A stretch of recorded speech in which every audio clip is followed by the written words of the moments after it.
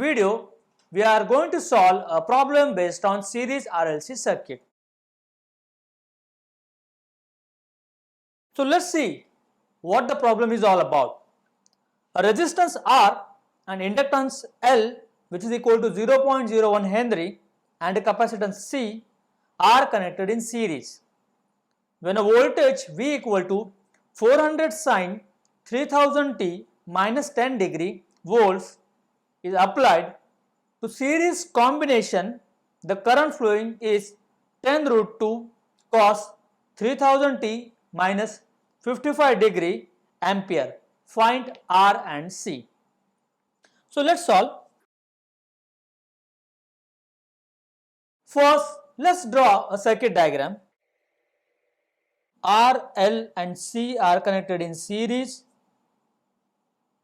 and it is connected across a voltage V, which is given as 400 sin 3000 t minus 10 degree. R and C are unknown and inductor value is 0.01 Henry. This voltage will give rise to a current I, that is 10 root 2 cos 3000 t minus 55 degree ampere, and this is the voltage V. We are supposed to find out the unknown R and unknown C. What is the first thing that I will do? I will consider what is the RMS value, phase angle and frequency from this equation. So if I compare with the standard equation, what I will get? V maximum as 400 volt. We are always dealing with RMS value. So this implies I need to calculate the RMS value. So RMS value equal to maximum value divided by root 2. So this is equal to 282.8427 volt. Henceforth, we will be using this value 282.8427. Again, if I compare with the standard equation, I will get angular frequency omega as 3000 radian per second. Again, a very important finding. And phase angle for this voltage,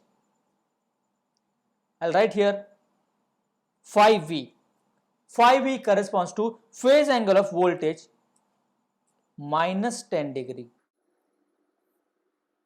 So from this, what I can do, I can represent this equation as a phasor, and that will be voltage V equal to 282.8427 at an angle minus 10 degree volt. A very important conclusion that we have drawn, because henceforth forget about equation, we will be using this phasor quantity. Let's do same exercise for the current. But the problem with current is it is given in terms of cos. First of all, I need to convert that into a sine. I have to make all the waveforms and equations on the same ground. That means if I consider this as a sine, it has to be a sine whenever I am comparing. So I need to convert that into a sine first. So converting cos into sine means just adding 90 degree to the phase angle. So I will become 10 root 2 sine 3000 t minus 55 degree plus 90 degree. That gives me I equal to 10 root 2 sine 3000 t plus 35 degree. Again I am comparing with the standard equation. So I maximum I am getting as 10 root 2, which implies I RMS as I maximum upon root 2, so it is equal to 10 ampere. Omega, obviously it should be same, 3000 radian per second, and phase angle phi will be 35 degree for current. So I represent it as phi I. So what is the advantage of doing this exercise? Equation will get converted into a phasor. So I will consider now I as 10 at an angle 35 degree ampere. So what I have calculated now? V phasor 282.8427 at an angle minus 10 degree and I phasor 10 at an angle 35 degree. Now what I will do? I will represent this in a phasor diagram first. Okay, so let's take this as a reference. What is the voltage? Voltage is 282.8427 and most importantly phase angle is minus 10 degree. So voltage will be like this. This angle is 10. Minus means in clockwise direction I have taken an angle. What about current? Current is 10 but the phase angle is 35. So it's positive. So it will be like this. So the angle for current is 35 degree. From this, what conclusion we can draw? Angle between voltage and current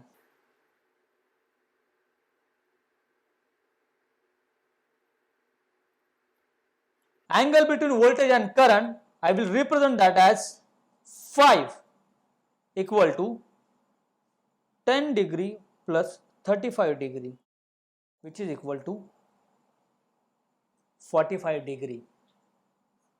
And in this phasor diagram I can say I leads V by 45 degree. So obviously that reminds me it's a capacitive circuit. So now I can get a value of phi. Most importantly, value of phi is obtained from current phasor and voltage phasor. So once I know current phasor and voltage phasor, I can get impedance. So impedance of the circuit Z equal to V by I. V is nothing but 282.8427 at an angle minus 10 degree. See, don't forget to write a phasor. So I have written magnitude along with the phase angle and current we obtained as 10 at an angle 35 degree. So what is Z? Z equal to 28.2843 at an angle minus 45 degree ohm. Once you calculated Z, phi is known to you, I can use a relationship cos phi equal to R by Z and we can obtain the first unknown R as Z cos phi. So Z equal to 28.2843 and cos phi is cos 45. So if you solve, you will get value of R as 20 ohm. From the value of R, I can get reactance of the circuit. Okay, so what is the formula? Z equal to root of R square plus X square. So X equal to root of Z square minus R square. Z value is 28.2843. So I substitute X equal to root of 28.2843 square minus R we just obtained as 20. So 20 square. X equal to 20 ohm.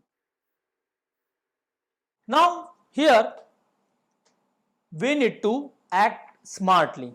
What does that mean? See here, in the circuit I am having RLC. So it could be a inductive circuit, capacitive circuit, or a resistive circuit for that matter. So here, therefore, this is very important. What I got over here, current leads voltage by 45 degree. What does that implies? This circuit is capacitive circuit.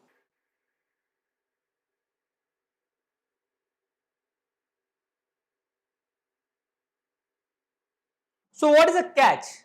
So for capacitive circuit, you can say this X is nothing but Xc minus XL, because for capacitive circuit the condition is Xc greater than XL. So if I solve, what I will get Xc as X plus XL. L value is known to us and that is given as 0.01 Henry. So I can get XL omega L, because omega value is 3000. So 3000 multiplied by 0.01, which is equal to 30 ohm. If I substitute this value, what is Xc? It is 20 plus 30.